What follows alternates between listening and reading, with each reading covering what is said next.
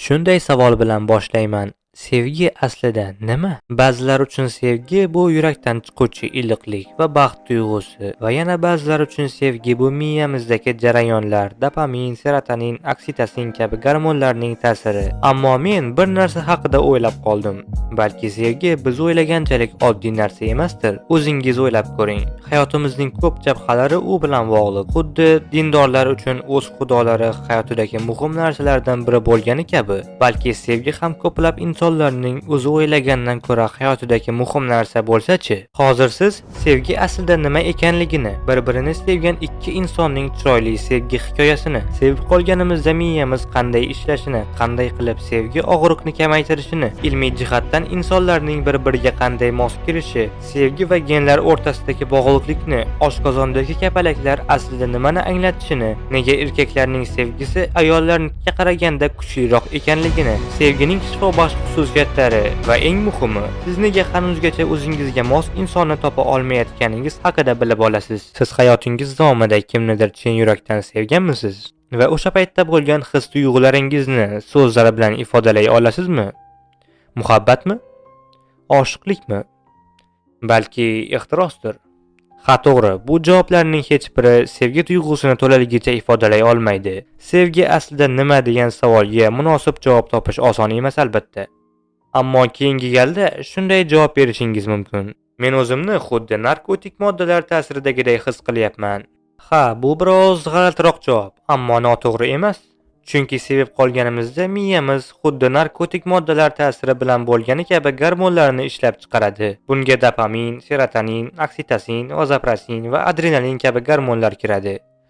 Sevgan insonimizni ko'rganda miyamiz bir nechta hayratlanarli tarzda javob beradi. Hissiyotlarimizni boshqaruvchi limbik tizim faolroq bo'ladi. Ayniqsa ventral tegmental hudud. U dopamin gormonini ishlab chiqaradi. Bu dopamin to'lqini miyadagi mukofot yo'llarini faollashtiradi va shu bilan birga hissiyotlarni qayta ishlovchi miya qismi amigdala faolligi kamayadi. Bu esa qo'rquv, tashvish kabi hissiyotlarni kamaytiradi. Sevib qolgan miya oksitosin gormonini ko'proq ishlab chiqaradi.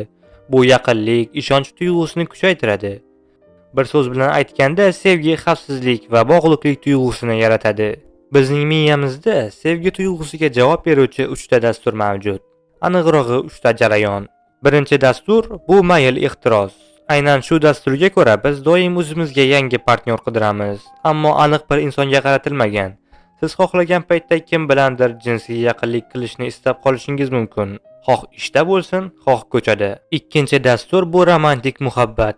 Bu dastur sizni mehrni ko'pchilikka taqsimlashdan ko'ra aniq bir insonga qaratadi va o'sha insonni o'ylashdan o'zingizni tiya olmaysiz. Bu haqiqiy oshiqlik. Ko'pchilik filmlarda aynan shu dasturdan foydalanishadi. Bunga misol tariqasida Yozning 500 kuni filmini ko'rsatish mumkin. Bu film sizni orzularga berilishingizga sababchi bo'ladi. Hissiyot uyg'otishi aniq. Albatta tomosha qiling. Uchinchi dastur bu bog'lanib qolish. Aynan shu dastur sizni shoxdan shoxga sakrab yurish o'rniga bitta inson bilan uzoq vaqt davomida birga bo'lishga va birga bolani tarbiyalashga undaydi va boshqatdan sevib qolishga yo'l bermaydi. Bunday muhabbat 50-60 yillab davom etishi mumkin. Ular uzoq va baxtli hayot kechirishadi jumlasi aynan shu dasturga juda mos. Juda g'aroyib. Sevgi shifobaxsh ta'sirga ega va og'riqni kamaytirishi mumkin. Tasavvur qiling, biror joyingizni qattiq jarohatlab oldingiz yoki qo'lingizni kesib qo'ydingiz. Dahshatli og'riqni his qilasiz. Lekin o'sha paytda sevgan insoningizning suratiga qarang va og'riqning keskinligi kamayganini his qilasiz. Lekin qanday? Bu juda g'ayrioddiy tuyuladi, ammo bunga ilmiy izoh mavjud. Sevgi paytida miyada oksitosin, endorfin va dopamin gormonlari faollashadi. Bu moddalarning barchasi inson tanasidagi og'riq signalini pasaytiruvchi tabiiy davo hisoblanadi. Oksitosin ishonch va tinchlik gormoni. U stressni kamaytiradi va yurak urishini sekinlashtiradi. Endorfin esa tananing o'z ichki og'riq qoldiruvchisi hisoblanadi. Shuning uchun siz sevgan insoningiz haqida o'ylaganingizda u siz bilan yoningizda bo'lmasa ham, miyangiz uni bor deb his qiladi. Bu paytda sizning miyangiz xavfsizlik signalini oladi va og'riq sezgisi sustlashadi.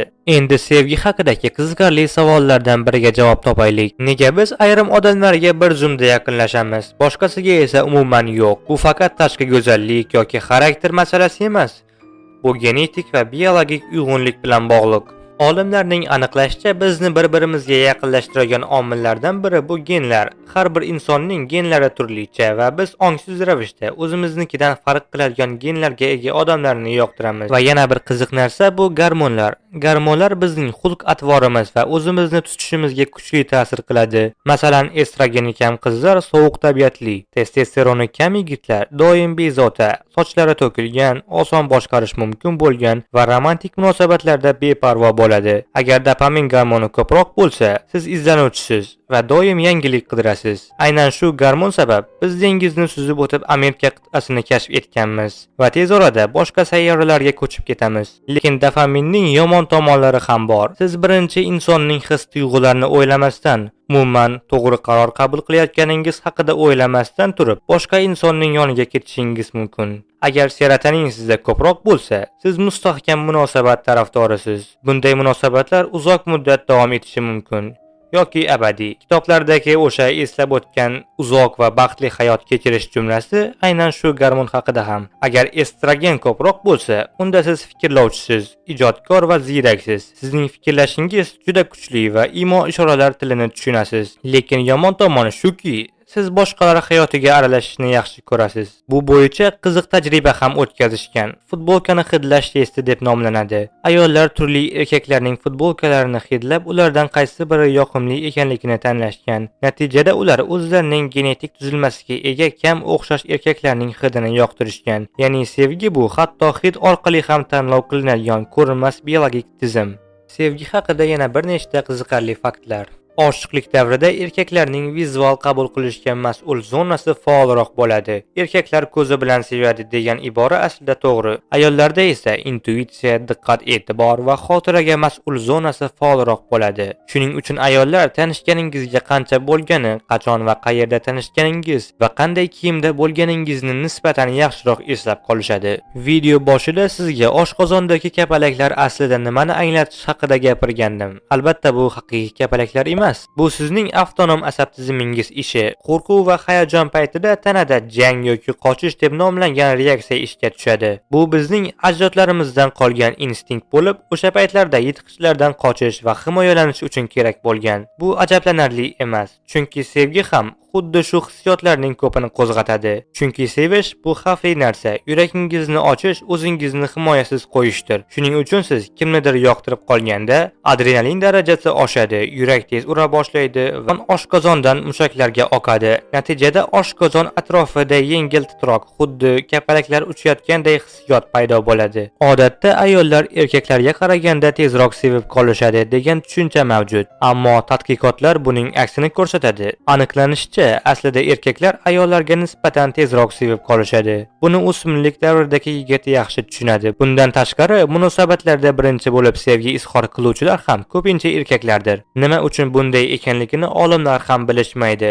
lekin taxminlarga ko'ra, ayollar yurak og'rig'idan ehtiyot bo'lishgani uchun sevgini tan olishda biroz ehtiyotkorroq bo'lishadi. Keling endi Marina Abramovich va Ulay hikoyasini tinglaymiz. Ular 1970-yillarda Amsterdamda uchrashib qolishgan ikki rassom san'at orqali chegaralarni buzishga, inson ruhining eng chuqur nuqtalarini o'rganishga ishtiyoqmand edilar. Ularning muhabbati shunchaki tuyg'u emasdi. Bu san'atga aylangan inson sabrining va ishonchining tajribasi edi. Ular birgalikda o'nlab performanslar o'tkazishdi. Masalan, Rest Energy nomli performansda Marina va Ulay bir-birlari qarshisida turishadi. Ulay kamonni orqaga qattiq tortadi. O'qning yo'nalishi to'g'ridan-to'g'ri Marinaning yuragiga qaratilgan edi. Ularning orasida bir nozik ip bor edi xolos. 4 daqiqa davomida qimirlamasdan turishdi. Bu ishonchning eng sof shaklidir. Ammo vaqt o'tgani sari ular orasidagi muhabbat ham san'at singari har doim bir xil bo'lib qolmaydi. Ular o'zlarining The Lovers deb nomlangan so'nggi performanslarini boshlashdi.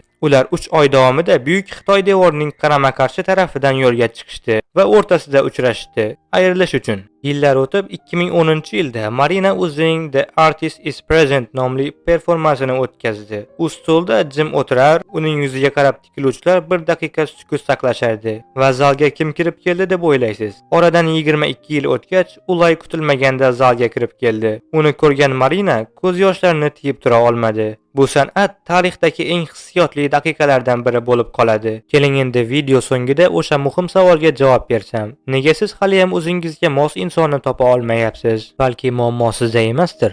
Balki siz shunchaki hammani sevib bo'ladigan dunyoda sizni tushuna oladigan insonni kutayotgandirsiz. Biz hammamiz hayotimizda o'sha muhim insonni kutamiz. Ammo muammo shundaki, siz oddiy his emas, chuqur bog'lanishni xohlaysiz. Siz uchun muhabbat vaqtinchalik zavq emas, siz uchun u tinchlik, tushunish, ishonch demakdir. Siz hanuz mos insonni topa olmayotganingizni sababi siz oddiy inson emassiz. Siz sevgi haqida o'ylaysiz, hisni tahlil qilasiz va yuragingizni har kimga ishonib bera olmaysiz. Shoshilmang, chunki haqiqiy sevgi hech qachon erta kelmaydi.